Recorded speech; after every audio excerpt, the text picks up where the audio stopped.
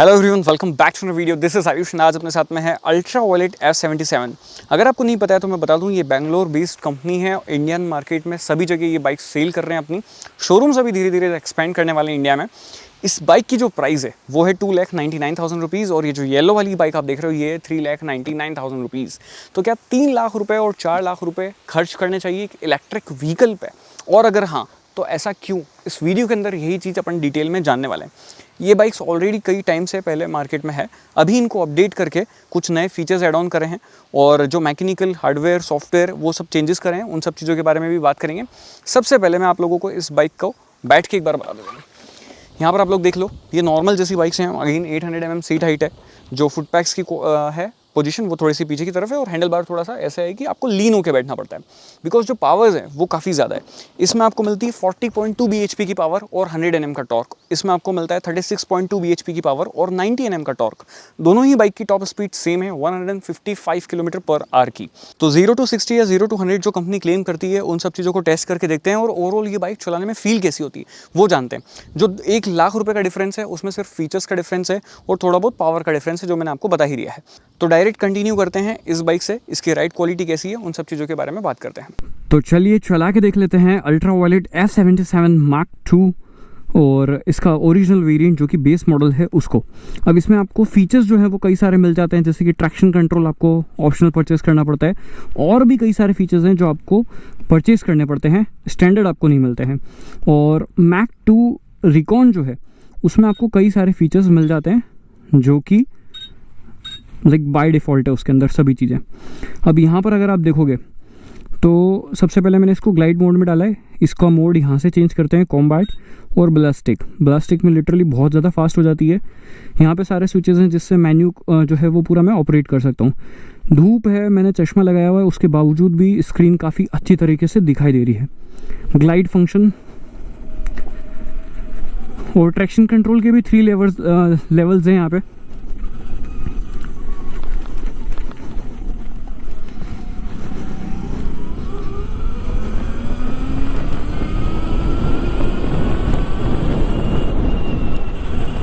सबसे पहले seating position, एक स्पोर्ट्स का एक बाइक जो होती है स्पोर्ट्स बाइक, वैसी स्पोर्ट्स बाइक वाली सीटिंग पोजीशन जो है यहाँ पे आपको मिलती है देखने में। लाइक आपको थोड़ा सा लीन होकर बैठना पड़ता है। तो जिन लोगों को बिल्कुल ऐसी आदत है स्ट्रेट बैठने की, कम्यूटिंग बाइक पे बैठने की ऐसी अगर आदत है, वो लोग इस पे अगर बैठोगे डायरेक्टली तो फिर थोड़ी सी परेशानी स्टार्टिंग में आपको आएगी, बट फिर आदत हो जाएगी। अब एक और इशू ये है कि वो मतलब लाइक क्या होता है कि पावर उतनी ज़्यादा है इसके अंदर, 36.2 bhp, 90 Nm of torque. 0 to 100 around 7.8 something कुछ सेकंड में ये कर लेती है, और 2.8 समथिंग कुछ सेकंड के अंदर ये 0 to 60 करती है। तो बहुत ही फास्ट बाइक है, फास्ट मशीन, और ये चीज़ आपको फील होती है। और दैट्स वाई इसके अंदर इस सीटिंग पोजीशन इस हिसाब से इसको बैलेंस रख के बनाया गया है कि डेली आप इसको यूज़ करोगे तो आपका मतलब ईजी जो है वो हो जाएगा कम्यूटिंग। और अगर आपको मस्ती करने के लिए बाइक परचेस करनी है कि हाँ यार अब हमको पेट्रोल बाइक नहीं लेनी है, जहाँ पे 400cc 500cc के आसपास की जो मशीन्स आप लोग परचेस कर रहे हो, उनको ये डायरेक्ट टक्कर जो है वो दे रही है, जो कि 4 से 5 लाख रुपए के आसपास के बीच में आती है। ठीक है, ओके।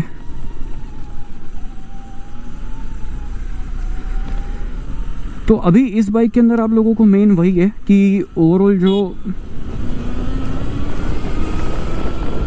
मतलब आप फील ऐसा करोगे ना कि आप एक बढ़िया बाइक चला रहे हो, अच्छी क्वालिटी की है, देन उसके बाद में आपको कई सारे फीचर्स वगैरह ऑफर कर रही है, मैनेज इजीली हो रही है, कोई दिक्कत नहीं है, कोई परेशानी नहीं है। जो दूसरे इलेक्ट्रिक प्रोडक्ट्स है उनसे प्राइस ज़्यादा है, बट उनसे क्वालिटी वाइज भी थोड़ी बेटर ही है।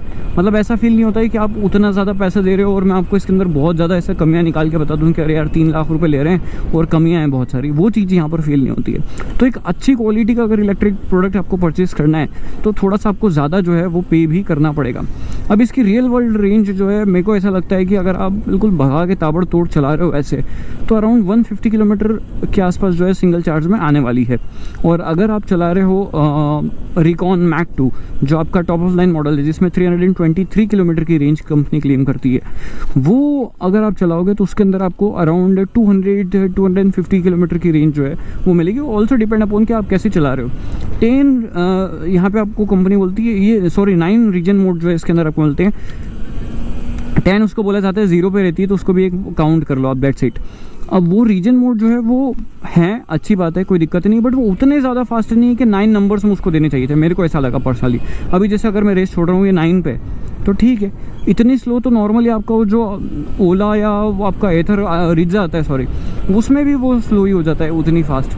तो 9 नंबर्स पे ऐसा लगता है मेरे को कि जो थोड़े से ऊपर के नंबर्स है वहाँ पे और ज़्यादा फास्ट रीजन जो है वो होना चाहिए था, और ज़्यादा फास्ट जो है वो फील होना चाहिए था रीजन का, कि ब्रेकिंग्स और ज़्यादा हो जाए। वो 1 पैडल ड्राइव वाला कार में नहीं आता है, वैसा सा हो जाना चाहिए कि मतलब अगर रेस छोड़ दी तो ऑटोमेटिकली ब्रेकिंग हो रही है और उतनी फास्ट हो रही है कि आप ब्रेक मारना ही नहीं पड़ रहा है, आप उससे ही बाइक को जो है वो मैनेज कर रहे हो। और कंपनी का भी यही कहना था डेमोन्स्ट्रेशन के टाइम पर कि हम आपके जो ब्रेक पैड्स वगैरह हैं वो काफ़ी ज़्यादा मतलब कम वियर एंड टियर होने लग गए हैं जब से ये रीजन 9 जो है उसके अंदर दिया है। अब ये पर्टिकुलर बाइक के अंदर रीजन 9 जो है वो ऑप्शनल डला हुआ है, वैसे इसके अंदर रीजन 3 मोड ही जो है वो आते हैं, ऑप्शनल आपको परचेज़ करना पड़ता है। और नॉर्मल अगर 3 पे रख के देखते हैं तो क्या होता है वो देखते हैं। अब वो हो सकता है उसकी 3 की परफॉर्मेंस अलग होगी, ये यहाँ पर देख लो, और 0 कर देता हूँ। अब ये देखो बिल्कुल बंद कर दिया तो फ्री हो गई है। रीजन में होता है कि एनर्जी रीजनरेशन होती है और ऑटोमेटिकली बैटरी जो है वो चार्ज होती है। अगर 9 पे आप चला रहे हो तो उनका ऐसा कहना है, उनका ऐसा मानना है कि ये ऑलमोस्ट जो है वो 30% के आसपास जो है वो चार्ज हो सकती है। अभी नेक्स्ट अपन बात करते हैं कि इसकी राइड क्वालिटी कैसी है, कंफर्ट कैसा है। तो सस्पेंशन थोड़े से स्टीफर साइड में, फ्रंट वाला तो फिर भी मैनेज कर लेता है, एकदम बड़े पोर्टल वगैरह आते हैं तो, बट पीछे वाला सस्पेंशन एकदम से आपको जो है वो गड्ढे वगैरह ऐसे फील करवाता है, तो वो थोड़ा सा लगा कि उसको जो है वो थोड़ा सा सॉफ्ट हो सकता था, बट इट्स ओके।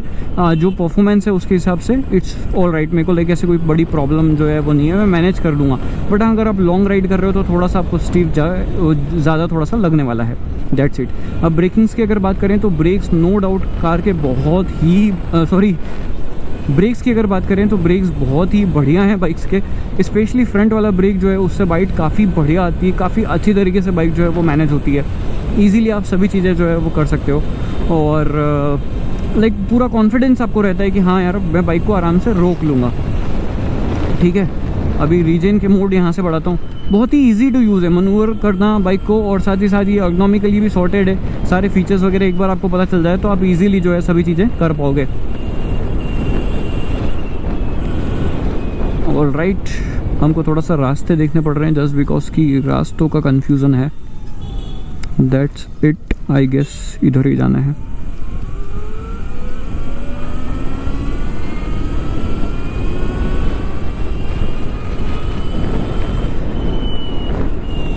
ये देखो मेरी में इसको कॉम्बैट में डाल रहा है।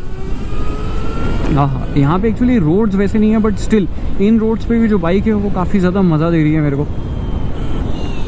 ये ब्रेक्स मतलब कॉर्नर पे मतलब ABS देखा आपने, ये देखो ये वो सही ब्रेक्स ले रही है एकदम।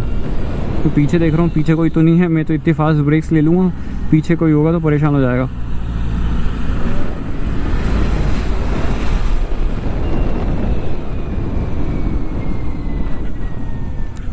अब ये देखो एक बार रुकती है कि नहीं पूरा ये देखते हैं,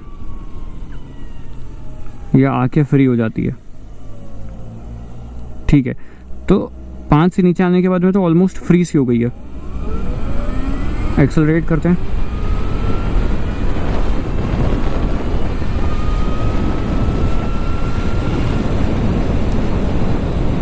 नाइस।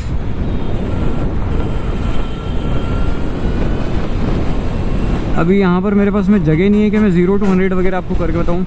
ब्लास्टिक मोड में डाला है। ओके,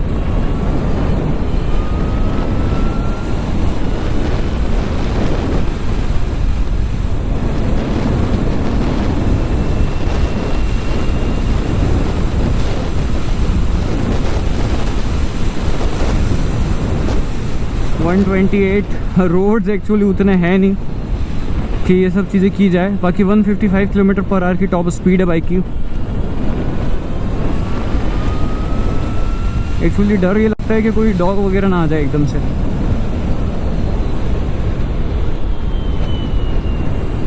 ABS भी ड्यूल ABS आपको पूरे पर्टिकुलर मतलब जितना भी इलेक्ट्रिक 2 व्हीलर है उन सभी में सिर्फ इकलौती ऐसी बाइक है जिसमें ड्यूल ABS मिलता है। ना ही कभी कोई स्कूटर में, ना ही कोई दूसरी बाइक में। तो ड्यूल ABS भी आपको इसमें मिलता है और वो भी स्विचेबल है, आप उसको स्विच कर सकते हो। सिर्फ रियर वाला जो है वो आपको ऑन या ऑफ करने का ऑप्शन भी मिलता है।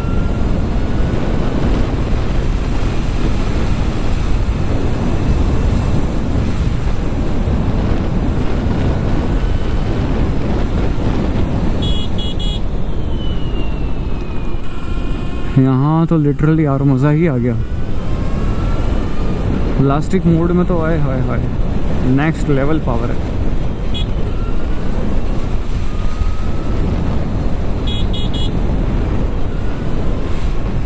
वाओ,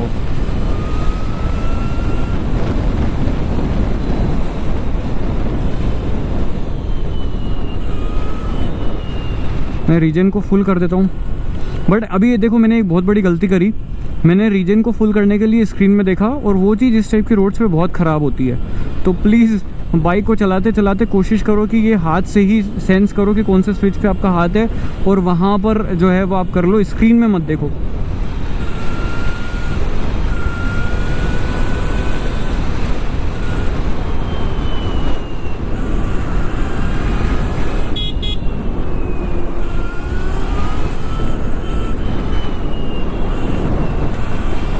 यहाँ पर रीजन 9 जो है वो बहुत काम का है।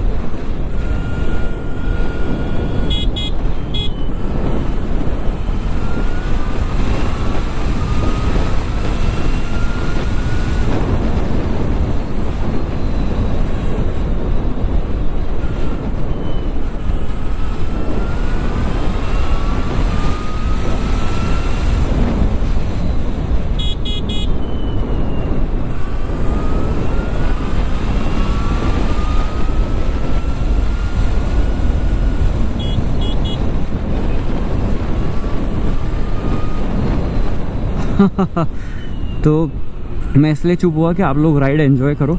आई होप आप लोगों को भी मज़ा आया होगा। ये था मेरा फर्स्ट राइड इंप्रेशन। मैंने आपको रेंज के बारे में बताया, परफॉर्मेंस आपको बताई, ब्रेक, सस्पेंशन सभी के बारे में बताया। हार्श ब्रेकिंग करूँ, ABS बहुत ही ज़्यादा सेंसिटिव है, लॉक नहीं होने देते हैं। ओके, यहाँ पे ये डक डक डक डक एकदम से ऐसा साउंड आता है जब एकदम हार्ड ब्रेकिंग फ्रंट ब्रेक से करते हैं। तो अभी फिर थोड़ा सा ऐसा स्ट्रेच मिलता है कि जहाँ पर मैं सामने से दिख जाऊँगा तो करता हूँ।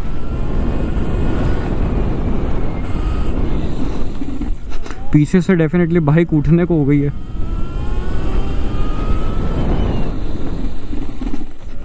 वो ABS जो है वो इतना किक इन कर रहा है, अदरवाइज तो डेफिनेटली ब्रेक्स इतने तगड़े हैं कि पीछे से बाइक कंप्लीटली व्हीली करने के लिए रेडी है, स्टॉप ही करने के लिए रेडी है।